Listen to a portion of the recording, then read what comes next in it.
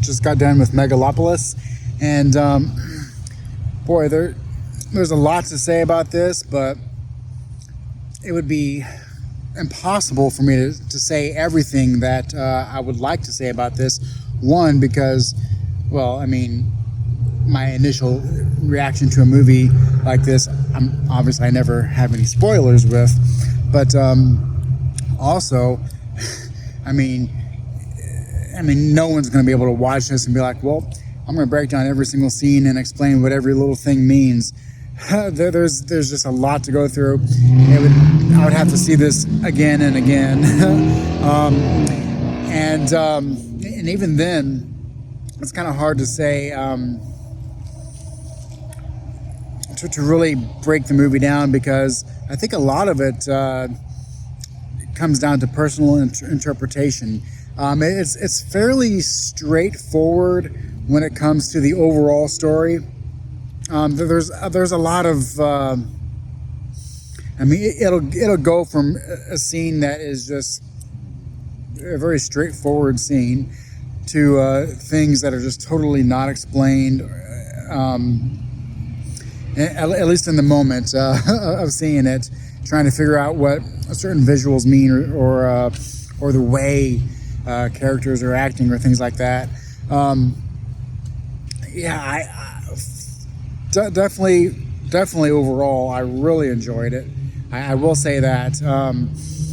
I think some people might be on the brink of wondering if they like it or don't like it. I'm wondering if I just really enjoyed it, or if I think it's like one of the year's best. I don't know. I think it's. It's just impossible to really give your true thoughts on it. I do believe until you've had some time to really think about it. The overall story is quite interesting. My general takeaway is it okay to change, go towards a future, if you are giving up the past? And the fact that within just a couple of months, there's going to be 2 movies that have heavy Rome influences, directed by men in their 80s, is kind of funny, because but this is very much like Rome. And obviously Rome from 2,000 years ago or whatever. Even New York is called Rome in this, and hairstyles and the way that many of the people talk, the clothing choices, there is no, hidden influence. It's right out there in the open. Madison Square Garden is the Colosseum. It's just obvious. So when you take a look at how a nation, not what's the word I'm looking for, but a superpower of the world, how it degrades into changing and losing its grip on the entire world. Rome is definitely one that people look at and definitely wonder all the time. How exactly did it end? How did Rome fall? Because it wasn't just an overnight thing. It was obviously years and years and years of slow change. And that type of change, is it human nature to slowly change like that, or can it be done, depending on time, rather quickly? There's not much more I can say about this, just because I do feel like anything that I could be thinking about could be totally wrong, could be spot on correct, or it could just be my interpretation of the events, and they're neither wrong nor correct, just because it's my own interpretation. And I think that's what's really great about this movie, because most importantly, whether you like it or not, you can get together with people who have seen it and talk about it and think about it and wonder about things and even change your mind about it. So I think right now it's like a 9 or a 10 for me. And through discussion, I could probably land on one of those numbers. But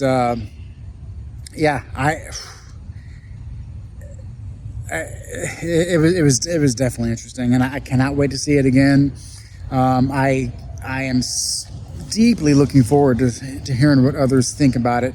It's once again, it's not a totally confusing movie. You don't watch it and wonder, I have no idea what happened. No.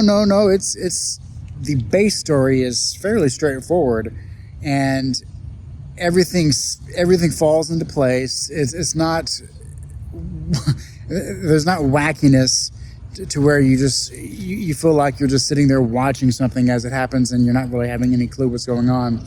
No. You can follow it fairly easily. It doesn't take much of paying attention to understand the base storyline, but it's everything else that surrounds the basic storyline that is going to be a lot of fun talking about. John Voight was hilarious. It was a great cast. Adam Driver was excellent.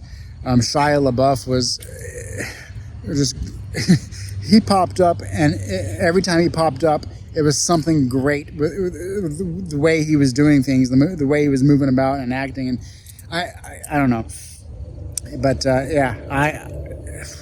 I say go check it out, because, like I always say, everything worth watching is worth watching at the movie theater, and if you want something different, something that is similar to previous movies in the past, there's usually a movie a year that can really stand out as being one that is just kind of like out there a little bit or something like that in this vein. I cannot say enough about this, because there's not much more I want to say until I ponder it a lot more. But let me know if you've seen it down in the comments below, what you thought of it. If it's something that like how much of it do you think you understood as soon as you walked out of the theater? I think I understood about half, and then everything else I'm definitely gonna have to think more about, and try to piece everything together and see what the overall. I'm grasping the overall intent of the story, and I'm looking forward to figuring it out more. But until the next one, I'll see you later.